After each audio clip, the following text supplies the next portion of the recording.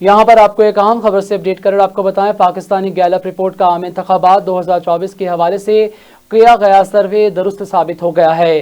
तफसीलात के मुताबिक अपडेट करें तो आपको बताएं, जनवरी 10, 2024 को गैलप की शाया करदा रिपोर्ट में मुल्क की 3 बड़ी पार्टियों के हवाले से इंतखाबात की पेशनगोई की गई थी। साबिक गैलप रिपोर्ट के मुताबिक आज़ाद उम्मीदवार पंजाब में 34%, मुस्लिम लीग नून 32% और पाकिस्तान पीपल्स पार्टी 6% सीटें पाएगी।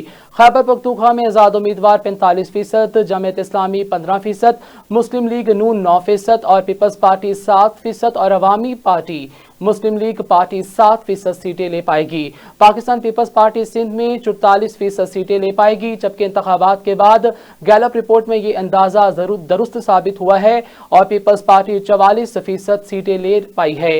इंतखाबात के बाद 12 फरवरी को गैलप की शाया करदा रिपोर्ट में ये अंदाजा दुरुस्त साबित होना, आज़ाद उम्मीदवार की सीटें 1% बढ़ गई हैं 35%, मुस्लिम लीग नून 1% बढ़कर 33%, जबकि पीपल्स पार्टी की सीटें 6% ही रही हैं। मार्च 2023 में पंजाब में आज़ाद उम्मीदवारों की मकबूलियत 45% थी, जो कि कम होकर दिसंबर में 34% हो गई।